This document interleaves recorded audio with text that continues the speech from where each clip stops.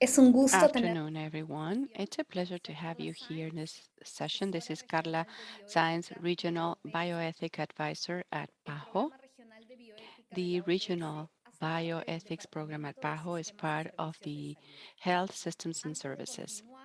Before we continue, I would like to remind you that we have simultaneous interpretation for this session. If you want to listen to the English translation, click on the globe that says interpretation and click on English.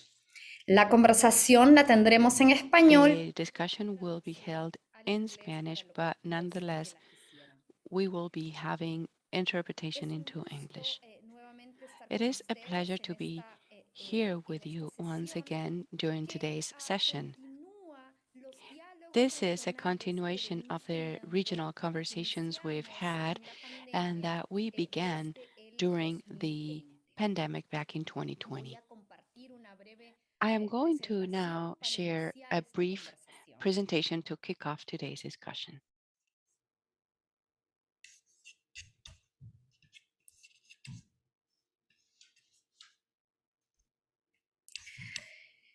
Muy bien. Como indicamos en la invitación, Just like we stated in the invitation, the purpose of today's session is to have a discussion or preliminary conversation with the region about the recommendations that are part of our future publication titled Catalyzing Ethical Research in Emergencies, Ethics Guidance, Lessons Learned from the COVID-19 Pandemic and Pending Agenda. This future publication is a regional production. It is the result of the work we have all been doing collaboratively as a region. The publication integrates and complements previous publications from regional program for different research ethics in emergencies work. It includes our lessons learned and as well as recommendations, reviews of previous publications, but all of these changes come from our regional discussions. And that's why we want to begin by acknowledging all of the participants in our regional conversations, because this publication is the outcome of our joint work. In order to develop this publication, we were lucky enough to have a group of experts on research ethics that provides advice in our work, and some of them will be joining us today as panelists. In addition to that, I want to acknowledge the Wellcome Trust funding in order to be able to develop this publication and to hold all of these regional discussions. The objective of this upcoming publication will be to improve our ethical preparedness for future health emergencies. We talk about health emergencies in the broad sense of the word, just like PAHO and WHO do. Some come from outbreaks, some others can be epidemics and even our pandemic, but also as a result of natural disasters. However, not all emergencies need research to the same extent. Some need it more than others. So, in this specific conversation, we are trying to share with you the recommendations that we have collected from the information that you shared with us in previous conversations and wonder whether there's anything missing, whether we are organizing these recommendations in the most reasonable way, and if there's something that we still need to review.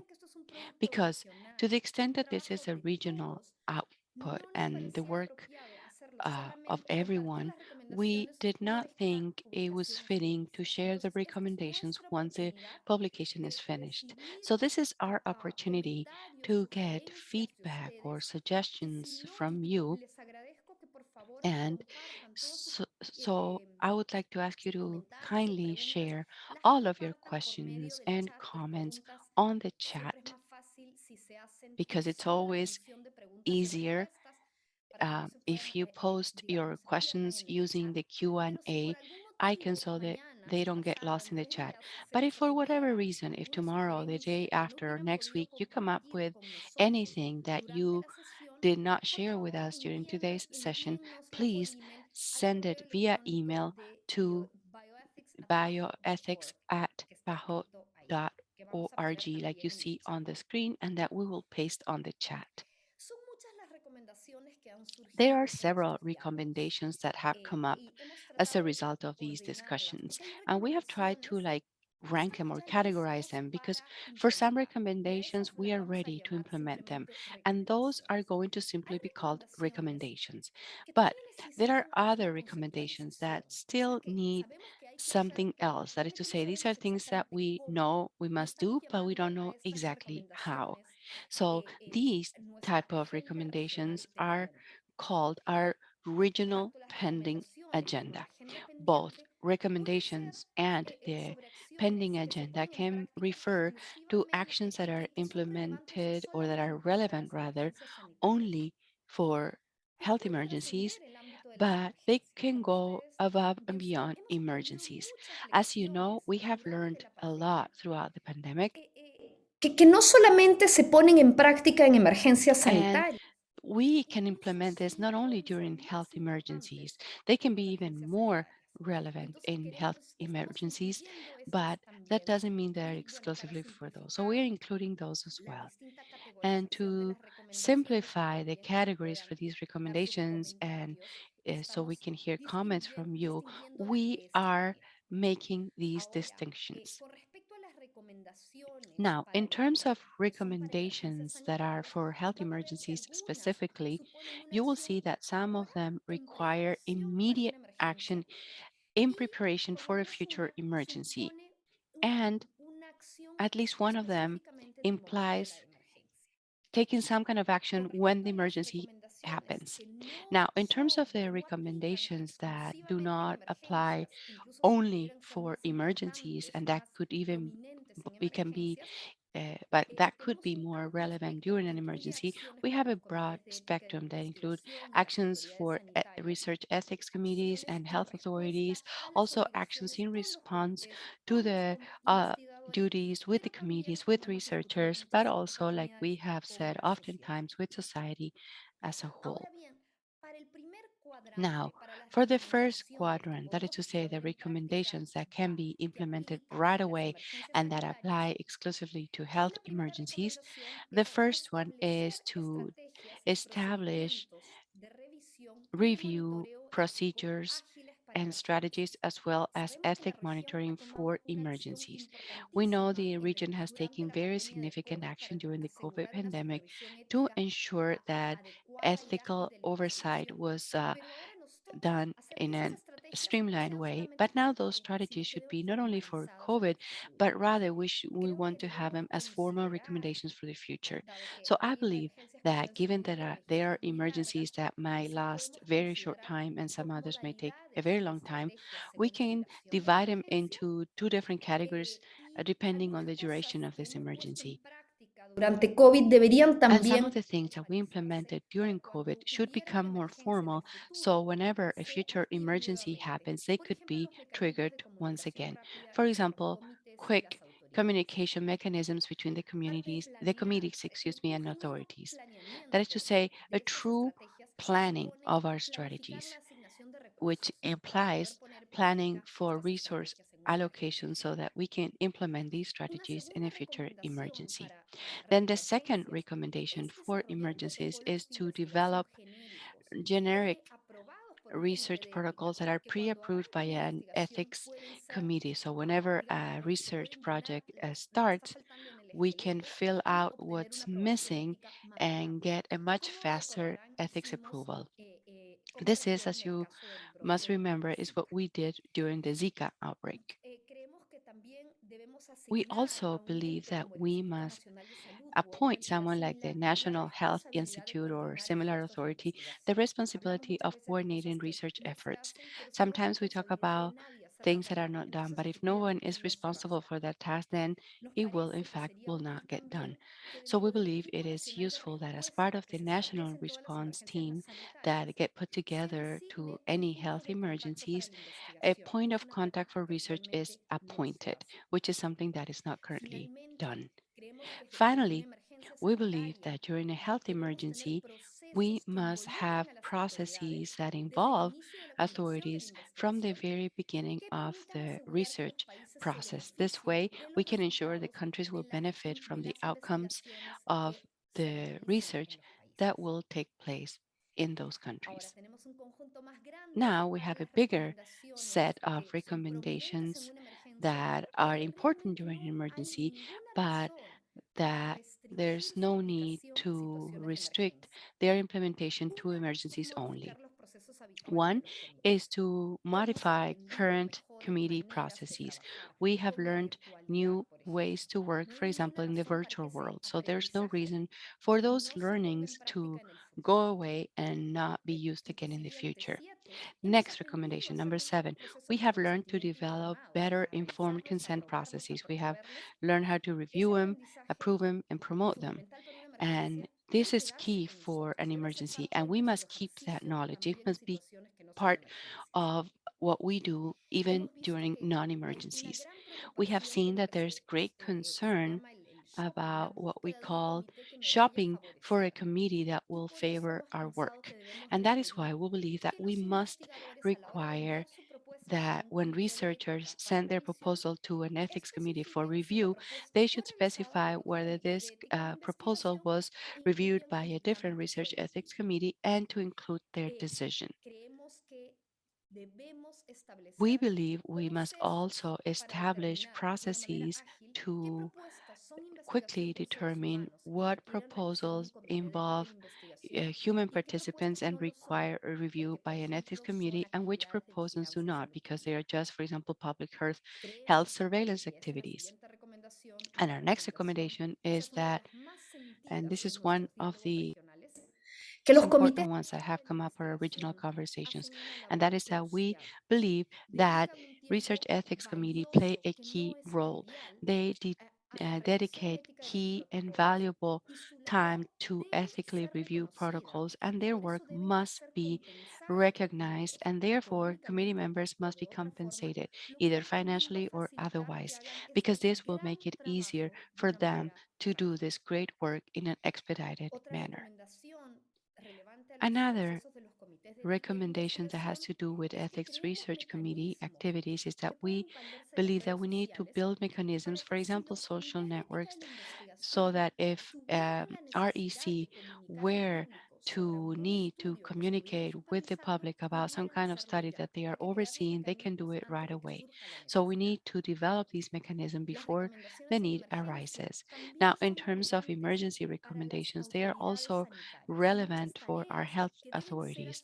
There are a lot of tasks that must be done. For example, sobre la the investigación. task of informing the public about the research to make it easier for society to be part of this research work and also to encourage trust in this research work, which we know is key to build trust then in the output of our research. For example, when it comes to vaccination, also health authorities must develop mechanisms so they can inform RECs about previous review or non previous approval by a different REC as necessary. So, any given REC must be able to check with the health authority to see whether a given proposal was previously reviewed and or approved by a different committee. Also, health authorities must require that all clinical um, essays are recorded on records that feed our ICTRP platform from WHO. This makes it easier for all clinical essays that take place all over the world may be found with one single search. Also, in response to the obligation national authorities have with their population, they should have a website listing all research with human participants, including, of course, clinical essays, but not exclusively. Finally, we believe that there are recommendations that do not apply to emergencies only and that are, let's say, our regional capacity building on research ethics. We need to build our capacity to make a very good distinction between research with human participants and other healthcare activities or public health activities, rather. We need to improve the knowledge of this ethical framework for the use of non emergencies, what we call the MURI framework. We must also improve our understanding on how to ethically use specimens and data that are collected today for future research. We also need to improve our understanding about adaptive designs, studies with human participants, online studies, etc. But also, an REC has certain obligations to protect information or data that are confidential versus what is open domain. So the experience from the pandemic leaves us with a laundry list of topics that should guide our training activities at the regional level. Now, moving on to the next quadrant, that is to say, recommendations that relate to emergencies but are also part of our pending agenda because we still have to kind of figure out how to do it. We have, for example, to establish mechanisms to coordinate research in order to avoid duplication of efforts. You know, and because we have said this several times, that a lot of small and repetitive studies were done. Rather than doing this, we should come up with a way of coordinated from the very beginning our work so that we can have like network or multi-center studies. Also, we have seen that every time there is collaborative research involving different countries, we have seen that this is research that started off in one of the northern countries. So we need to be able to do collaboratively regional work. For example, a large multi-center research, which of course has a lot of logistics challenges, but we must uh, devise a strategy to overcome these challenges. And finally, we need to explore mechanisms to be able to do ethic oversight of emergencies at a regional or sub-regional levels. For example, the entire Caribbean region, rather than having a review and monitoring on a large number of small countries, maybe we can do the overall ethics oversight, including oversight and monitoring um, for the whole region. You must remember that there's a series of strategies on how to proceed during a health emergency, and we have seen that we have not used some of them. So we should devise mechanisms to encourage implementing these. Finally, this is the perfect number, number 20. I believe that part of our pending agenda that applies not only to emergencies is that we need to start exploring strategies to facilitate ethical oversight by different committees in different jurisdictions in a coordinated manner. And along these same lines, come up with mechanisms that would enable us to adopt the review from a different REC without necessarily repeating the entire process. We need to explore what in English is known as reliance in the context of national regulatory agencies for research ethics specifically. So basically, these are the recommendations Hemos tomado nota de todas las that we came up with as a result of all the comments that we received. We listened to all the recordings from our previous conversations. We took note of the questions, and we very much appreciate all of these recommendations. So we truly hope that this conversation will help us better understand this process. And we are lucky enough to have three panelists with us today conocidos por that ustedes. are well known by you already. We have Dr. Florencia Luna, a senior researcher at CONICET and director of the Bioethics program at Flaxo, Argentina, which is a PAHO WHO collaborating center for bioethics. We also have Dr. Sofia Salas from the Bioethics Center at the Universidad de Desarrollo Clínica Alemana, also a PAHO WHO collaborating center for bioethics and a great partner for our work in research ethics, and also the Dr. Sergio Surugi de Siqueira from the Pontificia Universidad Católica from Paraná, Brazil. And you must know him because of the role he plays in CONEP. He was a member of the CONEP and he had a very important role in the ethical review of COVID related studies, but also in establishing the structure in Brazil by getting the Brazilian platform. It's a pleasure to have him with us today. We also have other members in our work group, such as Dr. Hansa Vasquez from Peru,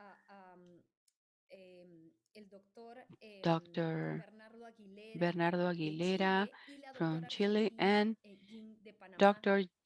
Argentina Jean from Panama, whom you know from previous conversations. Our moderator will be my colleague Sara Carracero, who is a consultant for the Regional Bioethics Program at PAHO. And we will also be supported by Ana Palmero, also a Regional Bioethics consultant from the Bioethics Program at PAHO, and who works at the Ministry of Health in Argentina. They will be collecting all of your questions because I can imagine that there are so many topics that are covered here today that we can use all the help we can get. Preguntas que ustedes tienen, But before voy addressing the questions that you may have, I'm going to give the floor to the members of the panel for some initial remarks. So Dr. Luna, then Dr. Salas, and finally Dr. Suruye de Siqueira. Thank you so much for joining us, and go ahead, please. Thank you so much, Carla, for your presentation and for talking about this work that many of us have embarked on in the region. What I wanted to share with you is this optimistic view about what it means to be doing this at this time. I started working on this topic very many years ago. Well, actually, a little bit over decades ago. And back then, research ethics was an unknown topic in the region. So I celebrate the great progress that has been made over the past 20 years. And I believe that this is part, or rather, this proposal is part of this development that we have seen over these years. I also think that there's something else that's important, and that is this structural and system wide approach. So we stepped aside from the granular view where we thought only about the research ethics committee as the only responsible party and or the researcher as the responsible party for everything. And we went from that to have this system-wide approach or infrastructure-wide approach, not only at the country level, but also at the regional level. And I believe that all the work that PAHO did has been very innovating and very interesting. And it was one of the pillars that enabled us to make progress in this sense. That is to say, to have this system wide vision where, in order to have good research ethics and good research in general, we all need to do our part.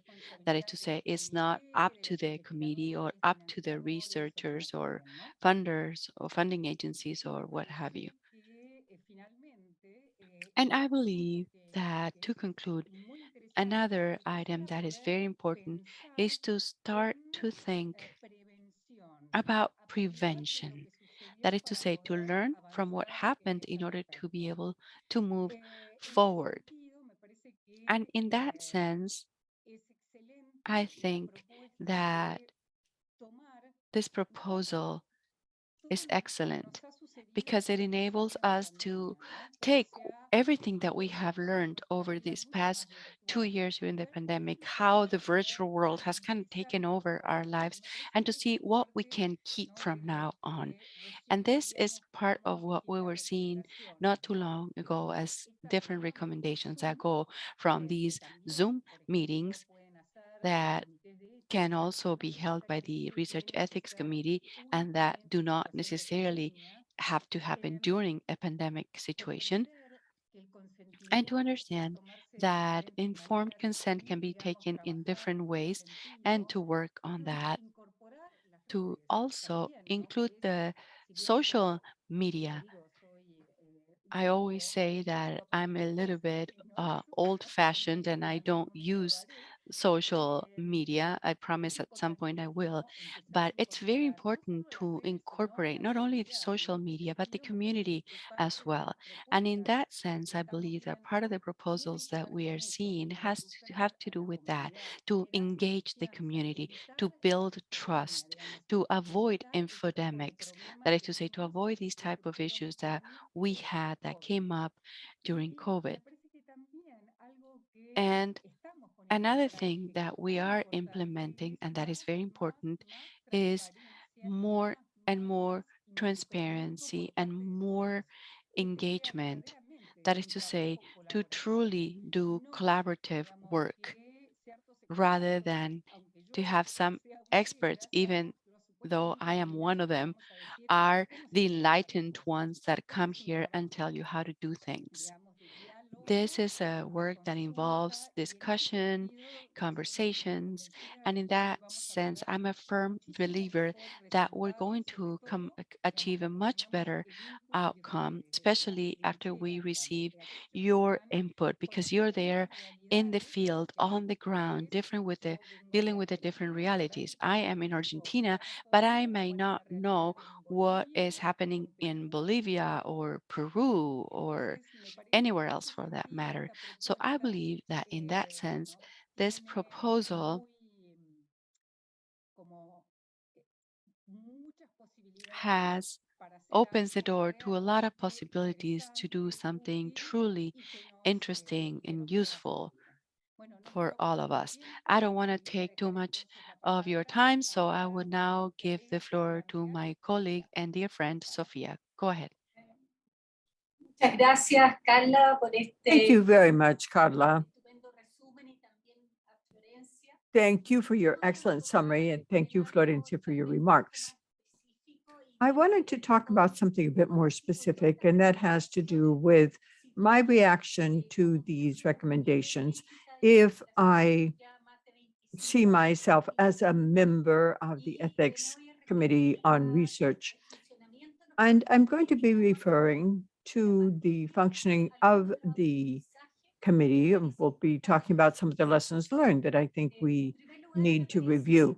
First of all, I think that we have been able to show that the activity of the ethics committee can be carried out at a distance. We can be efficient and make the best possible use of human resources as well as the infrastructure available. My impression is that we will continue to work in this way. And I think that this has to be accepted in terms of, for example, how minutes are kept and how they're signed off on. Also, I think that another lesson learned is that we have to discuss the way we work, leaving aside so many reports that used to be stored physically, and now that reporting can be done electronically. So that means, for example, progressing with electronic signature that could be carried out by the secretary. Also, I think it's important to emphasize that committees can contribute to generating clear guidelines that make it possible to de-bureaucratize some processes. That includes looking at how we should interact with our researchers so that the informed consent process can be recorded in other ways, other support modalities that are equally valid without requiring something that is signed by both the participant in the research and the researcher. Another thing that I think is clear that should be part of the definitive recommendations is for committees to be able to work with the necessary speed in a time of pandemics or beyond the pandemic too. Logistic and economic support is required from the institutions where the committee performs its functions. That is not only financial transfers to pay for the work of the committee, but also it involves administrative staff because often we see that academicians are doing technical or administrative functions that could be done by, and perhaps even better, by administrative staff. Also, adequate support is necessary so that many of the processes described by Carla can be done online efficiently. I think that the pandemic has also shown us some weaknesses in the region, both at the domestic and at the Pan-American level. These are weaknesses that we should be able to quickly address. For example, there are some 20 ethics committees regionally. And as Carla was saying, the protocols need to be registered and we need to know in real time what protocols stand in a given community or a given country. And consequently, we need to move ahead examining these systems. And lastly, I think that health authorities or the health authority behind the functioning of the ethics committees needs to better understand the work done by the committees, because often the health authorities impose excessive bureaucratic burdens, and that hinders the good working of the committees. And often, for example, they call for unnecessary documentation, duplicates, excessive information that is not always conducive to the best way of work. So those are my thoughts. So thank you very much. Hello, and thank you. First of all, I wanted to thank you again for the opportunity to take part in this panel, this discussion forum. I'm going to talk about some of my general perceptions having to do not only with ethics and research, although that, of course, is the main topic, but also I'm going to tell you about what happened to me during the pandemic in general. The pandemic in 2019 caught us all by surprise. In the 60-some years of my life, I never thought that I would see something like that. Now, it's obvious that nature had already sent us some signals. The SARS breakout, MERS in Saudi Arabia, all of that was a clear sign that the way that we're treating nature definitely is going to entail a cost. I think that the surprise with COVID-19 had to do more with the magnitude, the seriousness of the public health emergency. No one expected it to be such a big emergency. Now, right from the time that we saw the first cases, it was clear that science would have a key role to play to minimize the crisis. And that expectation came true. Many researchers throughout the world began to do studies with their own teams, always trying to increase the little knowledge that we had about the natural history of this disease. In that effort, that global mobilization effort, the research ethics committees played a very important role. It was important to ethically assess this research, but to do so with speed because of the situation. Also, doing a quick evaluation could not mean that we didn't uphold the principles guiding research ethics. In Brazil, I had the opportunity of contributing to that effort because back then I was member of the National Commission on Research Ethics, and I was invited to take part in a small group of members who were responsible to overseeing the main protocols for COVID-19 in the country. Now, it was hard work. We worked very hard. We met every night, including the weekends and the holidays. And basically, the protocol reviewers had to look at new situations because very little was known about this disease or any therapeutic alternatives. Now, this was definitely a major challenge, something like walking down a very dark path,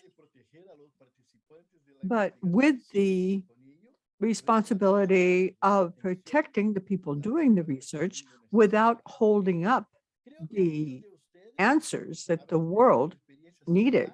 I think that many of you probably had similar experiences. Now, if it is possible, and looking at the ethics having to do with COVID-19, I would like to emphasize two things. First of all, we faced the need to evaluate some studies that were carried out by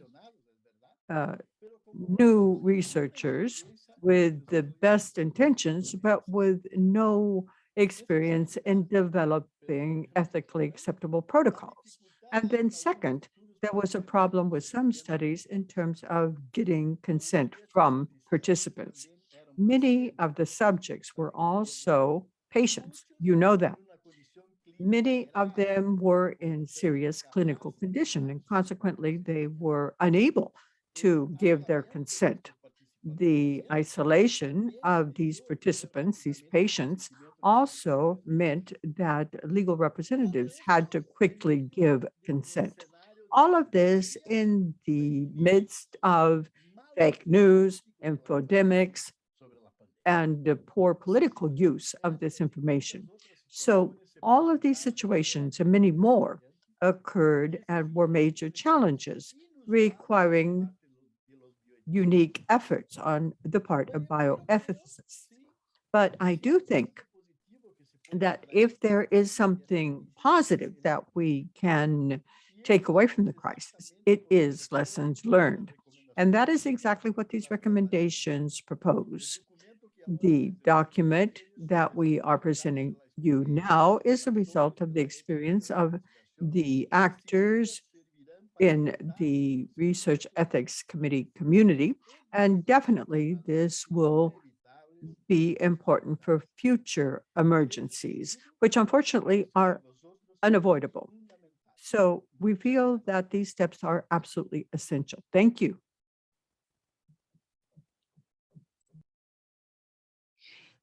Muchas gracias, Sofía, Thank Sergio. you, Sophia, Sergio, Florencia, Carla. I don't know, perhaps everyone could turn on their cameras for this question and answer session so we can have a dialogue, things that we want everyone to discuss. So the first question has to do with something that Fernando raised, and that is one of the major lessons is that we have to strengthen the ethics systems. And consequently, planning for emergencies is important. Plus, it's not a new issue. It is part of SIOMS, it is part of Guidance 20, and other international recommendations. So the question is, why has it been so hard to plan for the future, for future emergencies. And how do you think the pandemic is going to strengthen this need, this duty to plan on the part of the authorities from now on? I don't know who would like to respond to that question. Perhaps I could take that first question. First of all, it's been hard for us to plan because it's hard to plan in general. At least here in this country, planning is hard in general. So to have these policies that will stand regardless of the change in administration, minister, etc., that's one thing. And then second, as Sergio was saying, there were some guidelines that could have helped us think of something that might have happened, but we never imagined that we would go through this experience, that we would have to deal with a pandemic. It was like we were pushed back centuries in history. There was a major change worldwide. So it was so hard because, well, first of all, because it's always hard to plan. But secondly, it's something that was completely unforeseeable.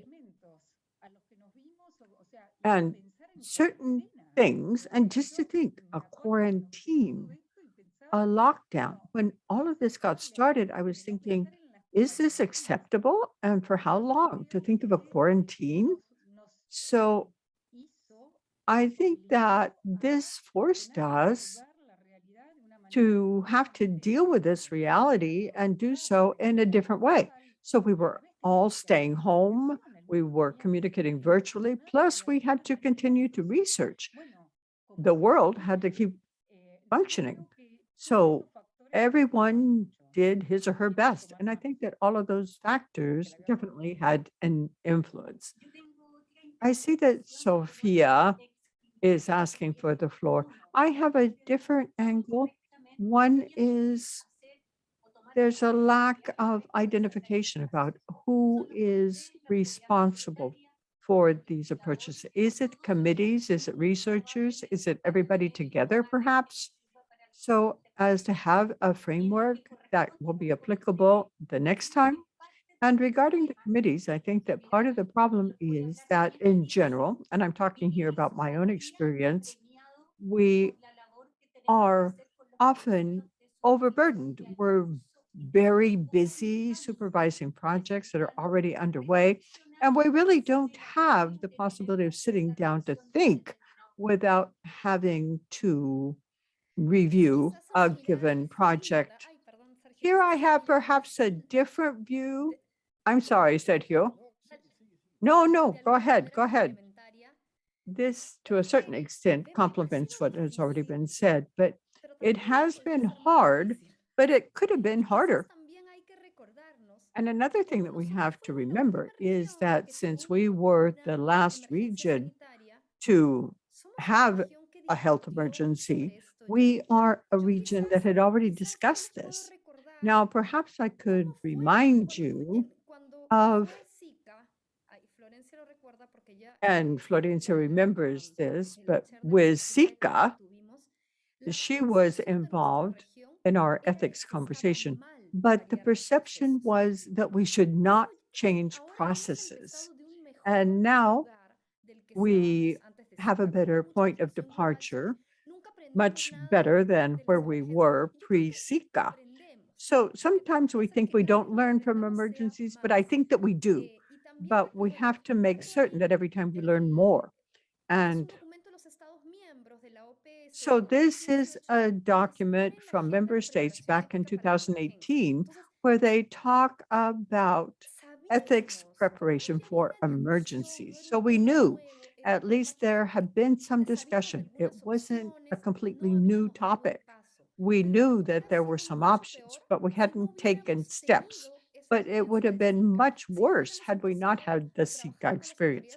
Had we not begun to work with the health authorities saying, look, you could do this, or look, you could do that. Now, in many cases, and SADA now has an important publication, please do put that in the chat. and it has to do with the response in the region. But in many cases, what we had accomplished pre-COVID was almost a commitment saying pretty soon we're going to have to do X. Of course, it's something that we didn't get done pre-COVID, but we were more or less ready. So I'm going to say it could have been worse. Yes, and I think that we did progress a great deal. 20 years ago, there was practically nothing. So yes, we have made major strides. Sergio, I'm sorry. Yes. Well, I was going to refer precisely to that because I think that our response in general was very good in terms of research ethics, surprisingly good, because with all of the bureaucratic things that we had to deal with before the pandemic, it could have been disastrous, but it wasn't. And I think that the adaptation was good and it was prompt. In Brazil, for example, I remember that the first cases and the concern began, say, in November of 2019. And in January of 2020, the first regular meeting of CONEP, we put together a plan to completely change the dynamic because we have a very complex research ethics system. We have many regional institutional committees. CONEP is the hub, it's a central body. But in January of 2020, the plan was already being prepared. And of course, it was a major sacrifice on our part. I can vouch for that fact. We did work very hard, but it was a contribution that we had to make. We had a commitment to society. So that's the way I see it. Perhaps from a more positive angle, but what I would say is things turned out better than could have been expected.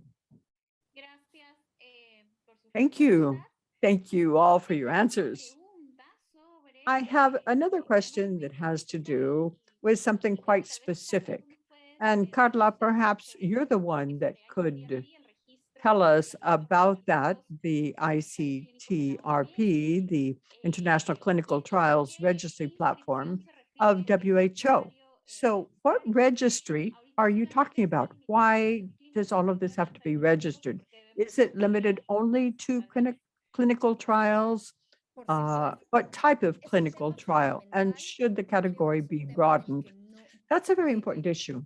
And it's an issue that has been on the table. It's just that we haven't talked about this as much as we should have before the pandemic. So that is where researchers, international committees, national committees, we all realize how important it is to know what other research is being done. The transparency that Florencia was referring to is something that we experienced during the pandemic. But WHO has, and I don't know, perhaps for the last 10 or 15 years, has a platform, ICTRP, that is the acronym in English. It's the International Clinical Trials Registry Platform, and they're all of the accredited clinical trials are included. So you can go to one site and there you should be able to see all of the clinical trials being carried out all over the world. However, we in the region look a lot at clinicaltrials.gov. There are countries like Brazil, Peru, and Cuba that have their own registry platforms that are accredited. But now, whoever wants to do so, and in Peru, Brazil, and in Cuba, the registry of clinical trials is compulsory. But at least in Peru, it's not all clinical trials. It is the clinical trials on medication and clinical materials. So we should record all clinical trials where people are assigned prospectively to research. That is something that WHO is calling for. Now, if you go to clinicaltrials.gov and if you pull up Chile, you're going to see a lot of trials in Chile. But that's because some researchers in Chile or their sponsors say we need to register. But it shouldn't be up to people to decide. It should be something required in all countries. Unfortunately, this platform, this structure is made only for clinical trials, and clinical trials are a subset of the research done on human subjects. So if you go to the Helsinki Agreement, prospectively, there is a requirement to register all research with human subjects. So we think that we need to do advocacy with the World Health Organization, and I am certain that they will agree with us, so that that platform can be not only for clinical trials, but in the future, it should be for all research where human subjects are involved. That is what the international standards call for. And a final thing I wanted to highlight, a health authority can require that research in the country be registered in a way that is part of that platform without them having their own registries accredited. We can use what is already available. So I think it's excellent. It's hard to find a solution that has no cost, free of charge. Thank you, Carla. Now I have another question, a question that came up, and that is about community engagement. Community engagement is something that is in SIOMS, but the pandemic showed us how important this is.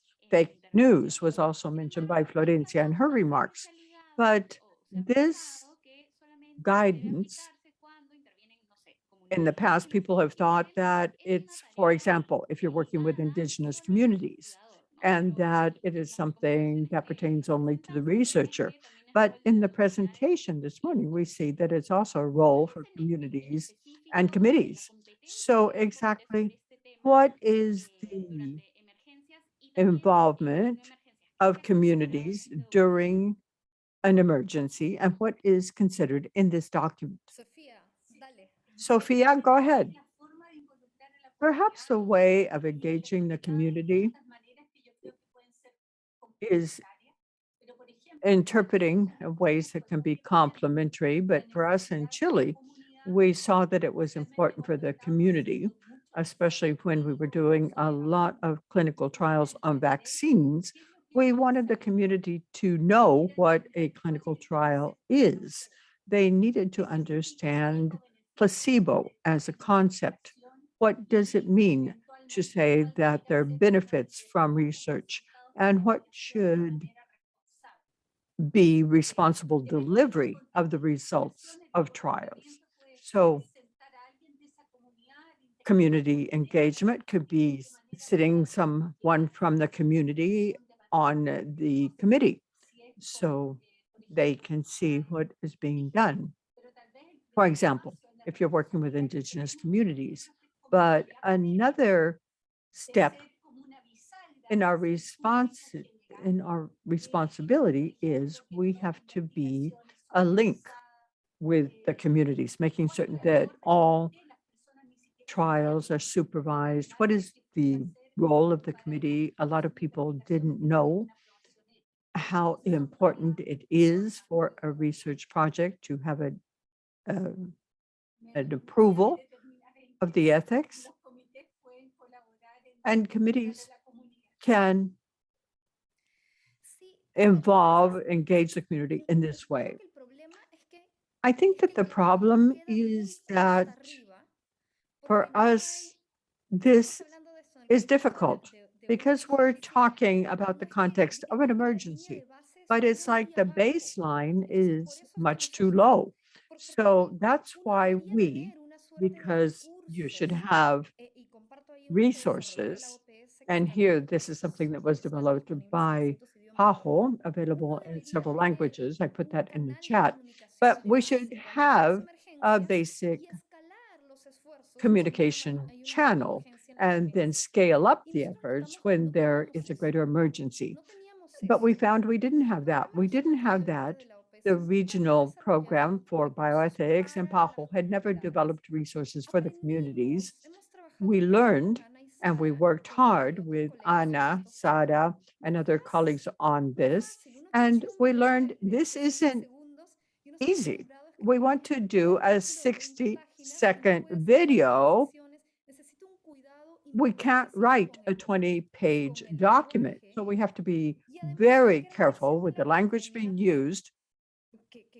Plus, with the pressures of the pandemic, there was something we haven't mentioned yet, and that is how research is interacting on a two-way street with public health. So this is definitely an area where we all have to continue to do work. At least for us as PAHO, this has been a learning experience. It's something that I recommend from an institutional perspective. We have to begin to work with the communications departments to establish a dialogue between those that deal with ethics and those who deal with communication.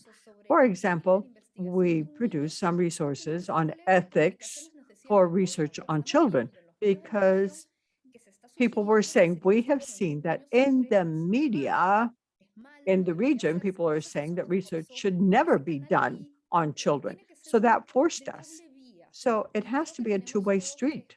And I think that we all have to explore this and strengthen our efforts in that regard. I wanted to reinforce this idea that although often, and I don't know who asked this question, but it is true that often the guidelines stress involving certain populations where research is something that is not something of common knowledge. So how can we involve them?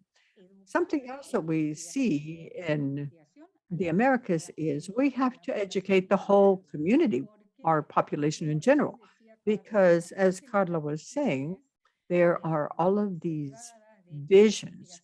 They're biased, saying all research is bad.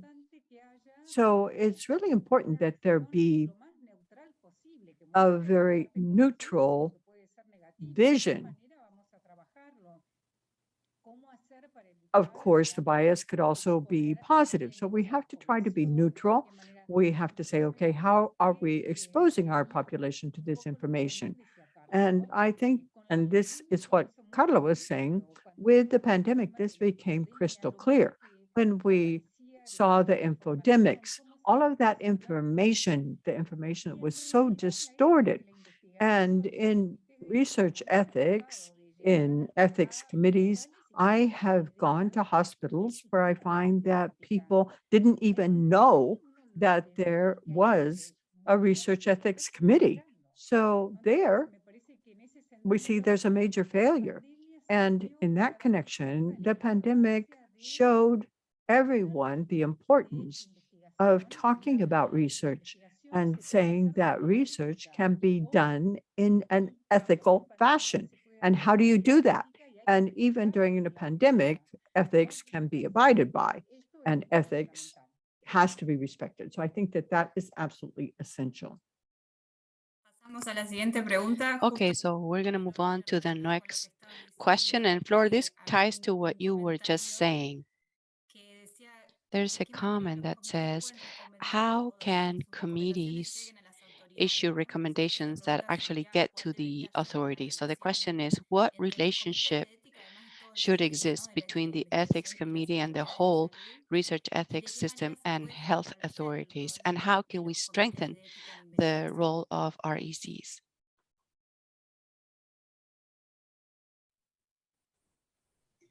El que quiera seguir. Whoever wants to take that, go ahead. Florencia, I can see you mouthing the answer. Go ahead.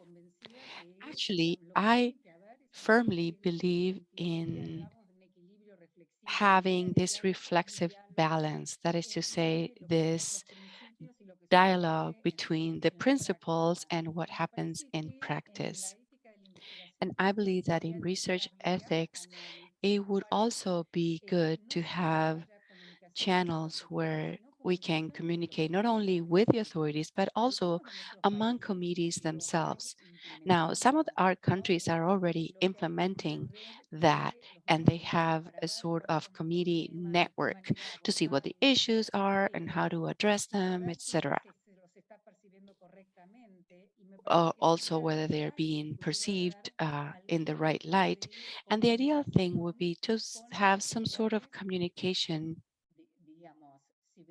with authorities if there were some kind of like channel. With emergencies, we saw ethics committees come up to address some topics, and that could be an option, of course.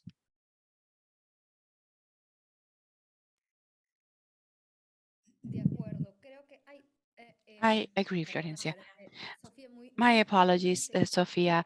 Very briefly, going back to what you were saying at the beginning, Florencia, strengthening research ethics committees means having a system-wide uh, view of what the different roles are. Sometimes they say, oh, the ethics committee should do that. It should do it quickly, it should do it perfectly and for free. And it's a matter of justice, honestly. So how can we make authorities' responsibilities official to make sure that research ethics committee could do a thorough job in the optimal time frames? This is something that we don't usually talk about. Lo que yo quería comentar en relación a What I wanted to say in that regard is that I believe it's very important for the health authority to involve ethics committee when developing, for example, recommendations, and to have a process similar to what we're doing now. That is to say, to issue recommendations, send them to the committees, get feedback, then refine recommendations, and to finally submit them to the committees to finalize recommendations that make sense for the RECs, because they are the ones that are doing the oversight. So if the process is top down, the problem is that it's probably going to fail unless there's this true feedback from the ones that are going to be using those recommendations. Lo que resaltas es súper importante. Sophia, what you're saying is extremely important. And you might believe that it's so obvious that that's the way we do things. But unfortunately, in the majority of the cases, what we as PAHO see is that oftentimes these efforts, a new bill or a new national policy for research ethics, etc., oftentimes are developed without involving the people that are on the ground doing the work. In addition to the fact that that's disrespectful to the people that are actually doing the work. But in addition to that, it's going to backfire because the people that are in the field are the ones that know what the challenges are and probably have an idea of how to do their job better. A good thing about the pandemic is that all these multiple Zoom meetings have enabled more exchange of ideas. And there's an idea that I forgot to mention at the beginning. Pero yo Because we creo talk que about these regional discussions, but I believe that one of the things that has been a big achievement is not to have these regional discussions or conversations, but rather to have a discussion where we talk about things that actually matter, where you can talk about your true issues, because we could have had conversations where everybody talks about how wonderful things are in their country, what a great job their community is doing, or how wonderful the research work is. And that would have been a missed opportunity to have an honest and open conversation and to learn from the challenges, to learn about the issues that we had and see what kind of solutions we can come up with. And honestly, it would be interesting to listen. We were just kind of hearing from you, Carla, about the different recommendations, but it would be good to hear it and see if there are any additional proposals, things that we may have omitted or that we may have not taken into account, because the idea of this discussion is to listen to, like I was saying at the beginning, the people that are there on the ground to see what the topics are like in our countries that we were not able to pick up on and that are important and that could be incorporated. Gracias, Florencia. Pasamos a Thank la you, Florencia. And with that, we're going to move on to our next Es question. interesante, ¿no? Que también muchas de las It's cuestiones interesting y that a lot of recomendaciones the que hicieron desde issues and OBS y que recommendations muchos coming países from pudimos PAHO ir incorporando and también that tienen una several of the diferencia en su countries tipo were de adopting investigación, ¿no? also show Las differences between the posibilidades de different types of adaptación que research. For tienen estos example, the países de inteligencia possibility artificial of con fondos tailor to diferentes, people that do acusaciones research financiadas in a con way recursos that's completely públicos o con funded, for eventualmente recursos example, from públicos de public universidades o funds, so like aquellas instituciones que tienen universities menos or recursos agencies that don't para have poder that many adaptarse, ¿no? resources to A las adapt necesidades de la emergencia to the sanitaria. needs of Y the la health pregunta era algo emergency. a este So tema, ¿no? the ¿Qué question recomendaciones was hay in that sense, that is para to las say, what kind autoridades, of las autoridades que recommendations do you puedan have for aportar? health No serían las autoridades authorities? centrales, ¿no? And Sino it wouldn't también be health authorities, but gubernamentales rather para aportar government esta agencies brecha to be able to entre kind las of close posibilidades de la this gap investigación between the financiada y aquella possibilities que for cuenta research con that is menos funded recursos. and research that does not have that many resources.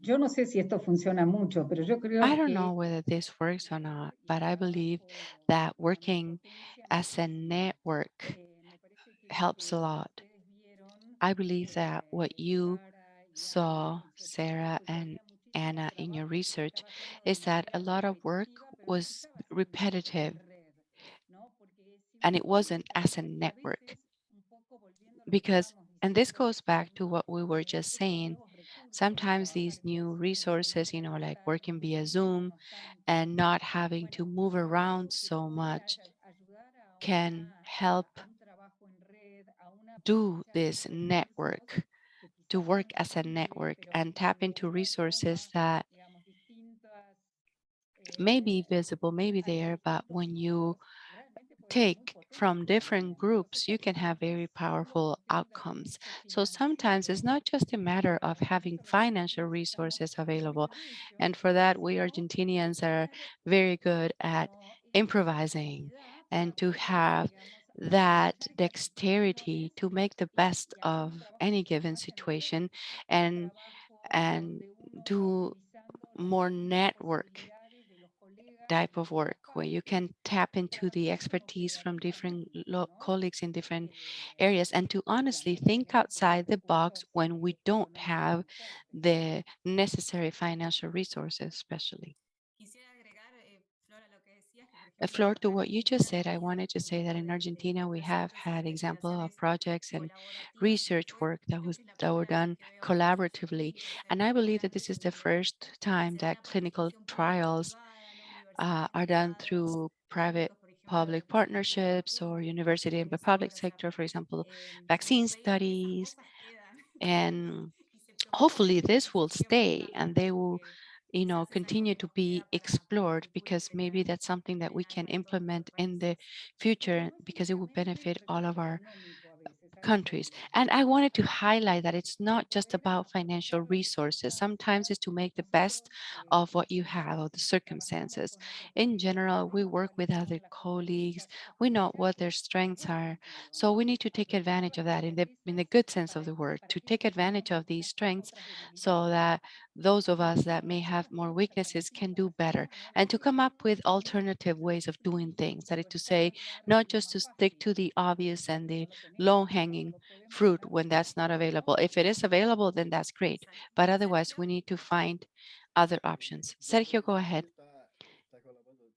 I believe Sofia has están los dos acá. raised her hand before. Both have you raised your hand. So Sergio, go ahead. Well, I believe that what Florencia said was extremely key. In Brazil, we saw a huge amount of small and repetitive studies, and none of them really provided with appropriate answers, provided us with appropriate answers. And honestly, that's the waste of resources. It's a waste of time. And it's just a poor way of doing things. Since in Brazil, we have an ethics system that has a central agency, I believe that CONEP, and this did not happen, but CONEP could, for example, let the ministry know so they could appoint people and put them in contact with each other to do maybe one or two studies, larger and with better outcomes. I believe this is a very important point that Florencia raised. Thank you. Sophia? To supplement what you just said, there was a strategy that Chile implemented, and thanks to that, this week we received a major award, France Edelman, because we were able to have the academia, ministries of health sciences, and the private sector work together. They worked on a research project with georeferencing during a quarantine and citizen mobility. And also there was a study by the university on antibodies, etc. And clearly it was evident from the very beginning that if we continued to work in silos, we were going to end up with what you just said, multiple irrelevant studies that cannot be published because they do not yield enough results. So it will be important to have three major actors, for example, private sector, the public sector, in this case, the ministries of health sciences, and academia. This will make our research be done in a much more productive way. I fully agree with you, Te sigo llamando Florencia, Sofía. Sophia. Desde ayer, desde esta semana. Creo que nosotros I habíamos believe that identificado en la parte de we agenda had pendiente algunos identified as part puntos of en los que pending hay que agenda hacer algo y some realmente items yo creo que where todavía no truly sabemos we don't exactamente know cómo hacerlo. exactly how to do Entonces, it. en ese sentido, So yo invito a todos in los que that están sense, I would participando like en to esta sesión invite all y of que están you trabajando en here today tesis and those who de are working distinto on tipo theses of que different hagan de types este tema un to tema de please investigación. Necesitamos turn this pensar into a y pensar research cómo topic. podemos We need to hacer think para que about esto how funcione. can we make Y no this me refiero a work. And cosas, I'm not digamos, talking about like teóricas, sino major en términos things in reales. theory, ¿Cómo but podemos rather hacer in very investigación concrete terms. más How can we coordinada, de do más impacto? research in a more Yo creo que tenemos coordinated que hacer way lo and with mismo que greater hicimos con los impact? procedimientos I del believe we need PPP, to do pasar the del same hay thing we que did a así es from como se hace. we have Y to say this is sería how una it's done. gran contribución de And that nuestra will be región. a great contribution from our region. Gracias por sus respuestas. Tal vez Thank you for all of those answers. And we have a few more minutes left for other questions. Here, a quick question. As you know, our virtual communications are here to stay. And Carla said that one of the recommendations is for us to continue to use virtual communication. Some places in some countries, for example, the authorities aren't sold on this idea. So the guidance, does it include more precise, more specific operational principles so as to be able to use virtual communication tools? Is this similar to what we already have, or has the virtual tool become part of research in areas that aren't carried out during the pandemic? That's a question for Carla, I think. But I would say that what we're trying to do is going to be helpful to fight that reluctance, saying, okay, that was done, but it was only because of the pandemic. But say there's a publication of PAHO pointing to the importance or what needs to be done, I think that that would help change certain patterns that are a bit conservative in that regard. Now, changing the subject, but it seems to me that another thing that's very important is that often research ethics or a research ethics committee is seen as an obstacle. And I think that one of the roles that those of us who work in this area have to have is to change that perception,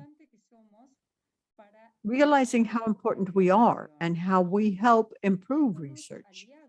We need to feel that we are partners of researchers in that we are trying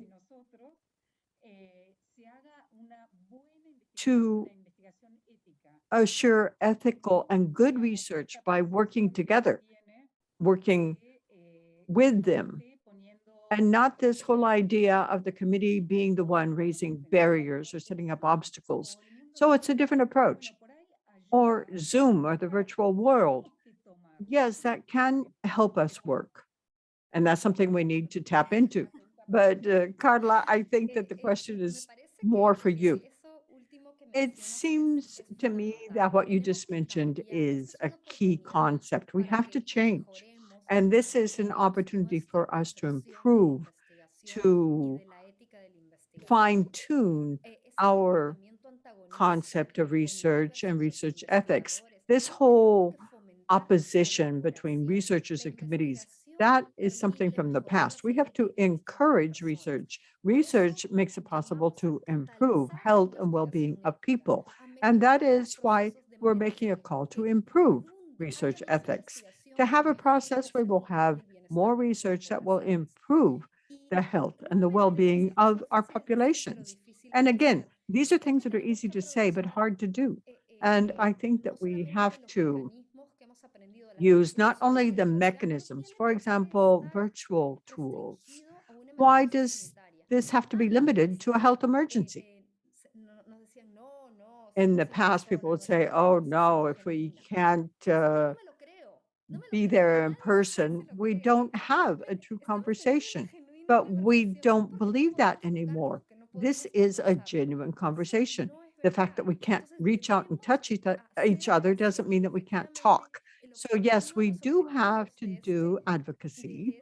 And one of the objectives of this guidance is precisely to consolidate our intuition. We don't need a health emergency to use the tools we have at hand. Even more so, we could say that it's irresponsible if we don't use the tools that we already have available that are free of charge. And this is something that we commented on in one of the dialogues. Perhaps it was with Argentina, but it's come up in our conversation with a lot of private authorities. But many of the dialogues, many collaboration projects, even getting a quorum for the ethics committee, sometimes it's hard because when do they schedule the ethics committee meeting? They schedule it at the time when traffic is worse, when all of the traffic is congested. So the members of the committee, they have worked all day at the office, and then they have to review a protocol. And many cities like Lima, that can mean 1 hour in the car. So why don't we have virtual meetings? A lot of committees would say, it's great.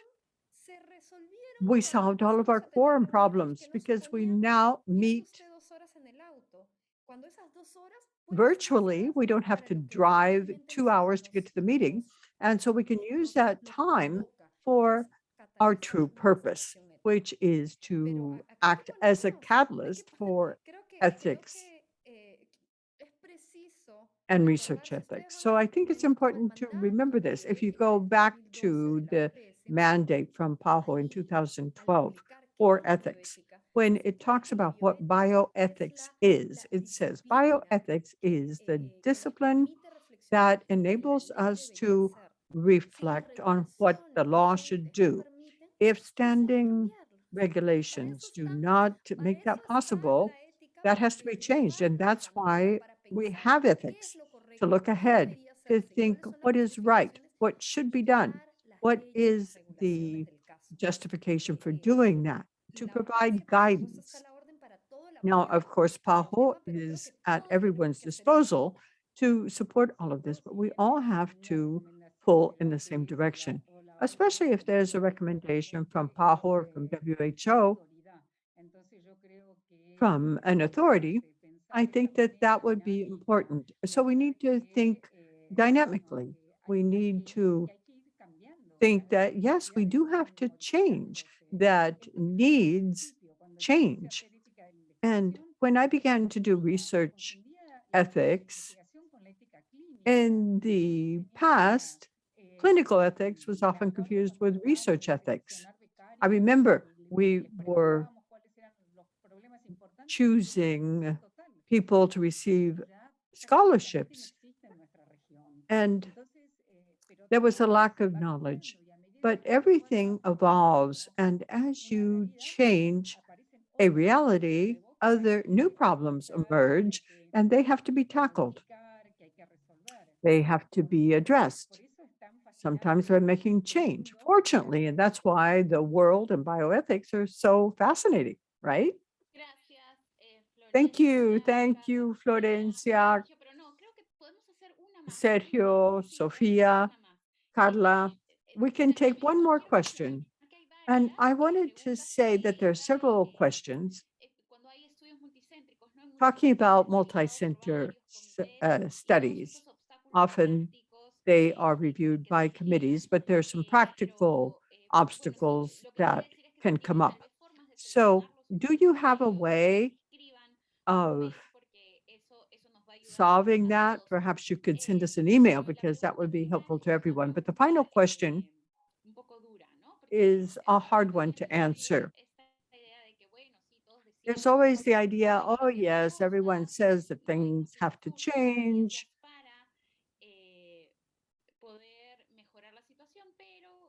So that we can improve things, but when it's time to make those changes, we don't do so. And it seems that this document has concrete actions, as was described early on in the meeting. But what can we do from where we sit so as to prepare for future emergencies?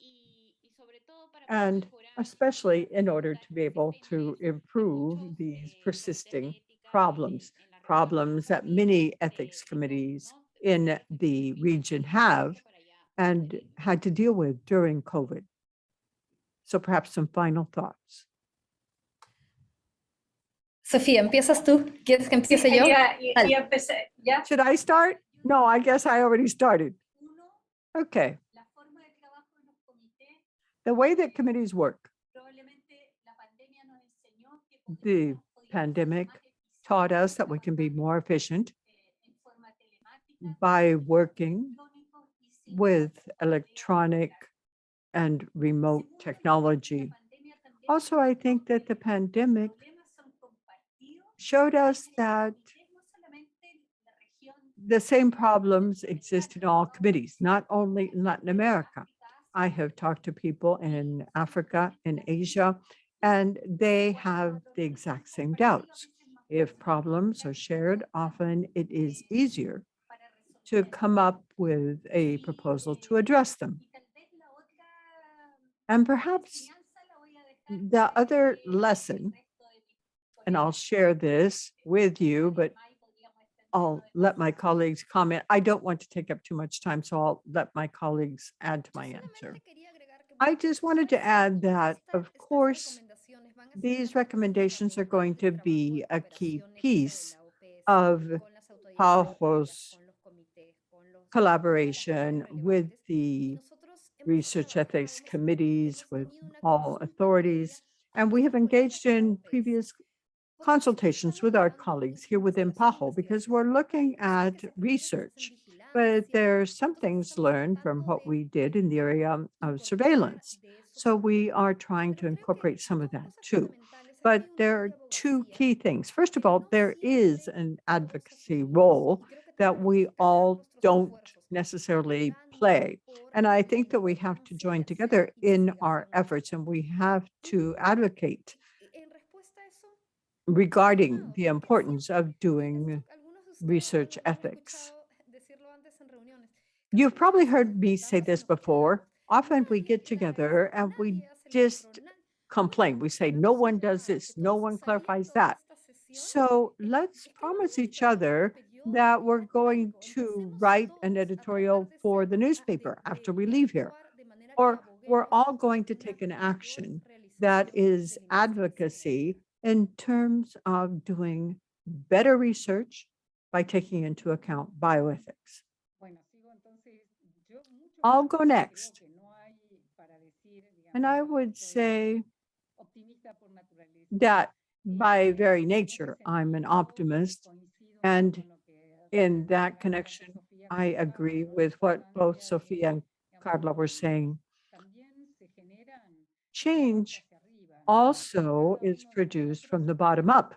It can come from each of us doing something on a small scale. For example, those of us who teach, you teach, and you'll see that very small changes may occur in some of the people that are just learning, that are sharing with us. And I think that here the same applies. PAHO has the intention, and you can see that as saying, okay, there's an organization that's helping us regulate. They're going to talk to the ministries. They're going to advocate for this cause. But then there are those of us that are down on the ground. And so we have to support the effort. We can only change in that way. It's true. Change is not easy, but I think that it is part of the challenge that lies ahead. The virtual world has its interesting side. It's not a cure-all. There are things, for example, I still love to see people, to embrace them, to see them physically. And hopefully we'll get back to that soon.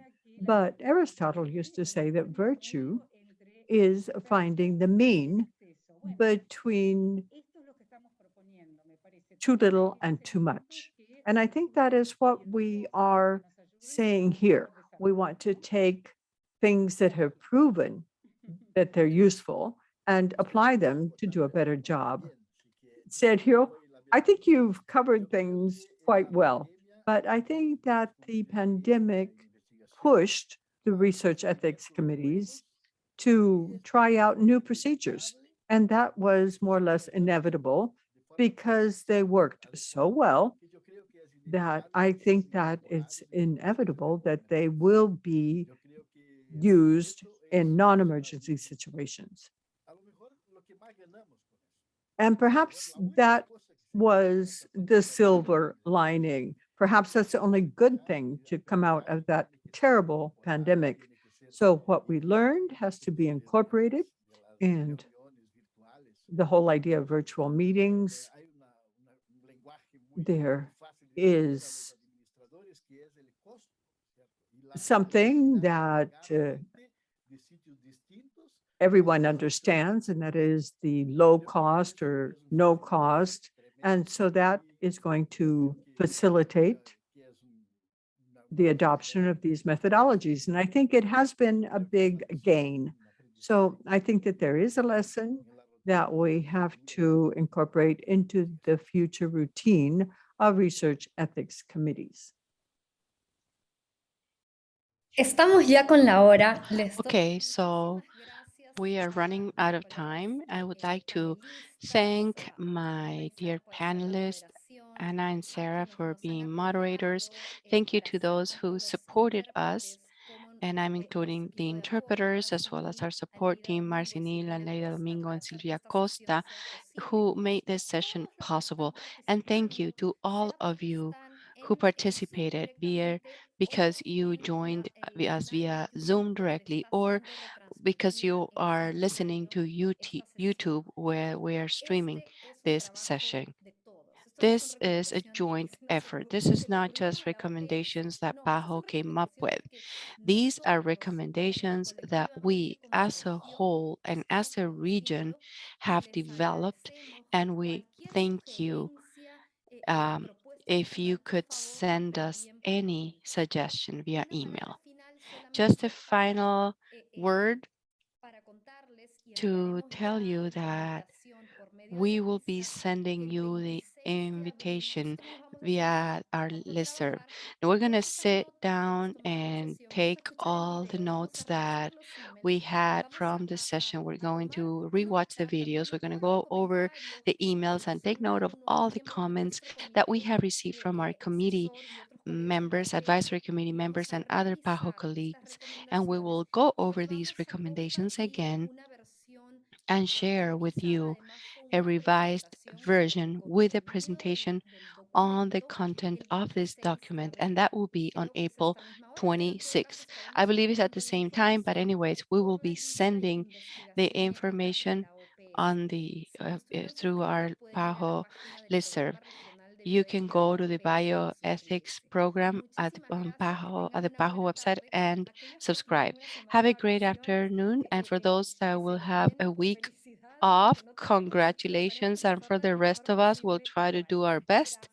And thank you once again.